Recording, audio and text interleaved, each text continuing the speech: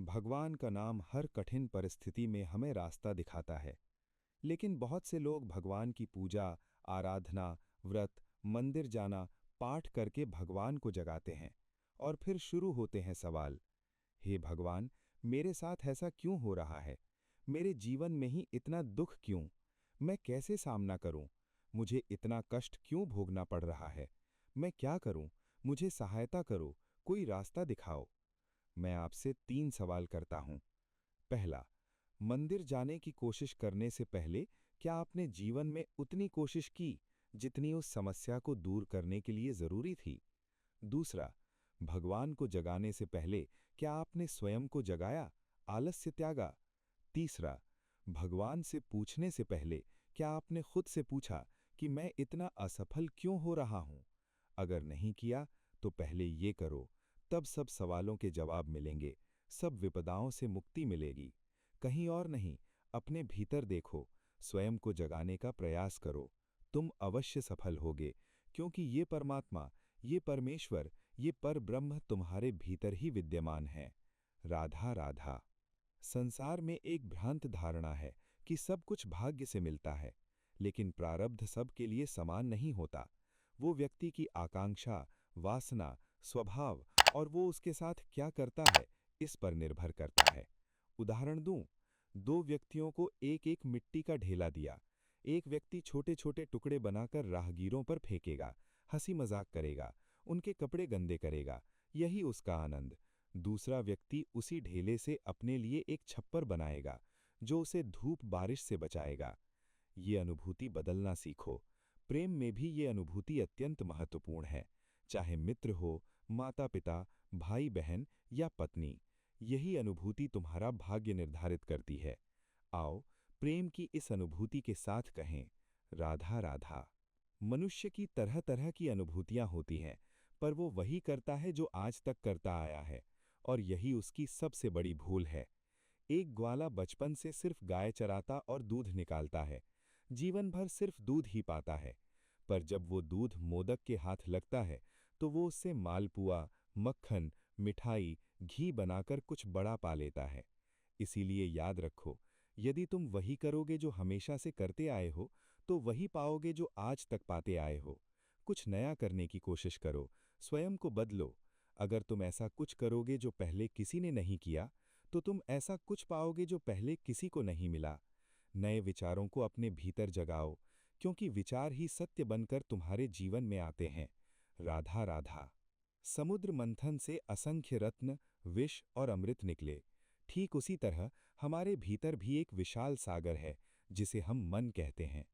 यदि इस मन का मंथन किया जाए, तो इसमें से विष भी निकल सकता है और अमृत भी।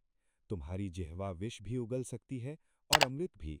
इसीलिए जब भी मुंह से शब्द निकालो, मन को मंथन करके बोलो, राधा राधा। कभी सुना है कि हिरण ने शेर से लड़ाई की हो? नहीं, आमतौर पर भागता है। पर ऐसा तब होता है जब हिरण का बच्चा संकट में हो, शेर के मुंह में जाने का डर हो, तब हिरणी आकर शेर से लड़ने लगती है, क्योंकि वो माँ है। माँ अपने बच्चे के लिए सब कुछ कर सकती है। माँ का स्नेह जितना कोमल होता है, उतना ही कठोर भी। अपने बच्चे के कल्याण के लिए वो क्रोध की सारी सीमाएं पार कर देती है। इसीलिए माँ को बच्चे के जीवन की सबसे बड़ी ढाल कहा जाता है। उस माँ को मेरा कोटि कोटि प्रणाम। इसे पहचाना, इसे कुल्हाड़ी कहते हैं। कुल्हाड़ी के बिना कोई वृक्ष काटना सरल नहीं, लेकिन अगर कुल्हाड़ी का फल ही ना हो, तो वो न केवल किसी वृक्ष को, बल्कि उसकी एक डाली को भी नहीं काट सकती। और ये सूखी लकड़ी की बैंट हमें कहाँ से मिली? किसी वृक्ष से। उसी की डाली जिसे काटा गया। वही डाली एक वृक्ष को काटने के लिए शस्त्र बन गई। हमारे जीवन में भी जब हमारे प्रियजन दीन दशा में हों, तो उनका साथ कभी न छोड़ें। उन्हें बस मनोबल चाहिए। उनकी सहायता करना तुम्हारा कर्तव्य है। हो सकता है उनके साथ रहने से तुम्हें सीधा लाभ न हो, पर उनसे दूर रहने से तुम्हारी हानि अवश्य होगी। सदा सहायता करो, सही समय आने पर वो तुम्हारी सहायक होगी। राधा राधा। अधिकतर लोगों की शिकायत होती है कि लोग तभी हमें याद करते हैं जब उन्हें ज़रूरत होती है, कोई काम होता है। जैसे ही काम पूरा हो जाता है, वे हमसे दूर चले जाते हैं, भूल जाते हैं। ये सोचकर बुरा लगता है, लेकिन इस स्थिति को दूसरे नज़रिए से देखो। मनुष्य दीपक की खोज तभी करता है जब उसके जीवन में अंधेरा होता है। तुम प्रसन्न हो जाओ, क्योंकि तुम्हारे पास वो अवसर है कि तुम किसी के जीवन में प्रकाश की किरण ला सकते हो, किसी को सही रास्ता दिखा सकते हो, किसी की सहायता कर सकते हो। किसी से कोई आशा रखने की आवश्यकता नहीं। जिसे जितनी जरूरत है उतनी ही सहायता करो, सबको प्रेम बांटो। राधा राधा। ये सूखा पत्ता देख रहे हो? एक समय ये पेड़ की डाल पर हरा भरा था, पेड़ को पोषण देता था। जैसे ही ये सूख गया, पोषण देना बंद कर दिया, इसे फेंक दिया गया। यही संसार का कटु सत्य है। जब तक तुम उपयुक्त बने रहोगे, तब तक ही संसार तुम्हें अपने पास रखेगा। लेकिन ये पूरा सत्य नहीं है। चाहो तो चिरकाल तक संसार को पोषण दे सकते हो, और संसार भी तुम्हें सदा अपने साथ रख सकता है। कैसे? सूखा पत्ता टुकड़े टुकड़े होता है, बारिश के पानी में मिलकर खाद बनता है, फिर उसी वृक्ष की जड़ में समा जाता है और नए अंकुर को नया जीवन देता है। तुम भी अगर गिर जाओ, असफल हो जाओ, तो क्या हिम्मत हारोगे? या फिर उठकर खड़े हो जाओगे और नए संसार की रचना करोगे? निर्णय तुम्हारा है। राधा राधा। लोग कहते हैं जिसके संग रहते हो वैसी ही स्वभाव हो जाती है। ये आधा सत्य है। बारिश की बूंद सांप के मुंह में पड़े तो विष बनती है, सीपी में पड़े तो मोती बनती है। असली बात है, व्यक्ति का अपना स्वभाव अत्यंत महत्वपूर्ण है। कांटा फूल के साथ रहकर भी सुगंध नहीं बिखेरता, क्योंकि कांटे का स्वभाव ही चुभाना है।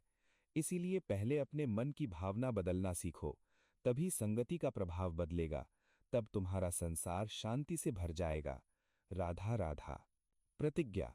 छोटा सा शब्द, पर शक्ति बहुत।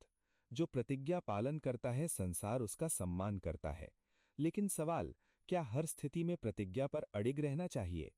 मान लो तुमने प्रतिज्ञा की कि एक सिंह को शिकारी से बचाओगे। ये अच्छी बात है, पर यदि वो सिंह निर्दोष लोगों पर आक्रमण करे, तो क्या उसकी भी रक्षा करनी चाहिए? नहीं, क्योंकि तब वो पाप बन जाएगी। जो प्रतिज्ञा या वचन प्रकृति का विनाश या संतुलन बिगाड़े, उसे तोड़ देना चाहिए। समय के साथ बदलना सीखना चाहिए। जो समय के साथ नहीं बदलता, प्रकृति उसका व्यक्तित्व बदल देती है। यही सच्ची प्रतिज्ञा है, जो संसार का भला करे। अन्यथा वो पाप है, जिसकी सजा प्रकृति अवश्य देगी। राधा राधा। वंदे धर्म, वंदे राधा राधा। यथा राजा तथा प्रजा, यथा बीज तथा वृक्ष, यथा भूमि तथा अंकुर। अर्थ बहुत गहरा है। राजा शब्द का मूल रज अर्थात माटी। राजा वही है जो माटी से जुड़ा हो, प्रजा का सम्मान करे, उनकी आंखों का पानी देखकर व्याकुल हो जाए, उन्हें सुखी रखने का प्रयत्न करे। यदि राजा में ये गुण न हो, तो प्रजा में असंतोष फैलता है, जो विद्रोह बनकर विनाश करता है। इसलिए राजा का कर्तव्य प्रजा की रक्षा करना और प्रजा का कर्तव्य राजा पर विश्वास रखना। दोनों मिले तभी शासन स्थिर होता है, अन्यथा महाविनाश। राधा राधा। बरगद का पेड़ विशाल, बरसों जीता है, पशु पक्षियों और राहगीरों को छाया और आश्रय देता है। पर इसका बीज राई से भी छोटा होता है।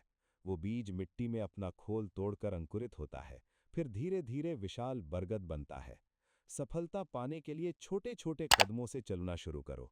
छोटे काम करने में संकोच या लज्जा मत करो। पूरी निष्ठा और ईमानदारी से करोगे तो छोटे काम का आकार बढ़ता जाएगा। काम को छोटा बड़ा मत समझो, करते जाओ, तब तुम्हारा अस्तित्व बरगद से भी बड़ा हो जाएगा। राधा राधा। मनुष्य का स्वभाव है कि वो हर परिश्रम का फल चाहता है। अक्सर फल की कल्पना में लगकर काम करता है कि ये काम करूं तो ये फल मिलेगा, जो उसके हाथ में नहीं, अधिकार में नहीं, नियंत्रण में नहीं। तुम केवल कर्म कर सकते हो, फल तुम्हारे हाथ में नहीं। इसलिए केवल कर्म करो, फल की चिंता मत करो। जैसे जड़ और शाखाएं आपस में गुंथी हैं, वैसे ही कर्म और फल गुंथे हैं। जैसा कर्म करोगे वैसा फल अवश्य पाओगे। फल की आशा में कर्म का समय बर्बाद मत करो, क्योंकि जो समय बर्बाद करता है, समय उसे बर्बाद कर देता है। निस्वार्थ भाव से कर्म करो। वरदान अद्भुत है। दरिद्र को राजा, दुर्बल को सबसे शक्तिशाली बना सकता है। पर वरदान शब्द के अंत में दान छिपा है। याद रखना चाहिए कि हमने दान से ही वर पाया है, इसलिए अहंकार न करके सम्मान करना चाहिए। जो अहंकार करता है, उसका वरदान छीन लिया जाता है। वर यानी श्रेष्ठ, दान यानी देना। यदि तुम श्रेष्ठ दान का प्रयोग किसी का अहित करने के लिए करोगे तो हानि सिर्फ तुम्हारी ही होगी। इसलिए वरदान का सम्मान करो, सही मार्ग पर चलो, सही उद्देश्य से इसका उपयोग करो, सब अच्छा होगा। राधा राधा। मौनता संसार का सबसे शक्तिशाली अस्त्र है, लेकिन कभी-कभी ये हम ही पर आक्रमण कर बैठता है। अक्सर प्रियजनों का अनुचित काम, अनुचित बात सुनकर चुप रहते हैं, सोचते हैं कहीं उन्हें ठेस न पहुंचे, क्रोध ना आए, समस्या टल जाएगी। पर यहीं से बड़ी समस्या शुरू होती है। तुम कुछ नहीं बोलते, सामने वाला सोचता है तुम सहमत हो। अगर सच में किसी को अपना मानते हो तो उसे अनुचित काम से रोकना सीखो, समझाओ, सही मार्ग दिखाओ, जरूरत पड़े तो गरजो। कभी कभी मधुर संगीत नहीं, शेर की दहाड़ चाहिए सोए हुए इंसान को जगाने के लिए। अपनों को जगाओ, श्रेष्ठ कर्म के पथ पर चलाओ। राधा राधा। माता के दो और महान गुण, साहस और संबल। साहस की वो अपने बच्चे के लिए सब कुछ कर सकती है, संबल की वो बच्चे को कभी टूटने नहीं देती। देखो, जब भी तुम आहत होते हो, चीखने से पहले माँ का नाम क्यों आता है? जब साहस और आगे के रास्ते की जरूरत हो, जो बहुत कठिन लगे, तब मुंह से माँ का नाम ही क्यों निकलता है? क्योंकि माँ साहस और भरोसा दोनों देती है। माँ जानती है कैसे हाथ पकड़कर चलना सिखाना है और कैसे कान पकड़कर सही राह पर लाना है। ऐसी साहसी माताओं को मेरा कोटि कोटि प्रणाम। राधा राधा।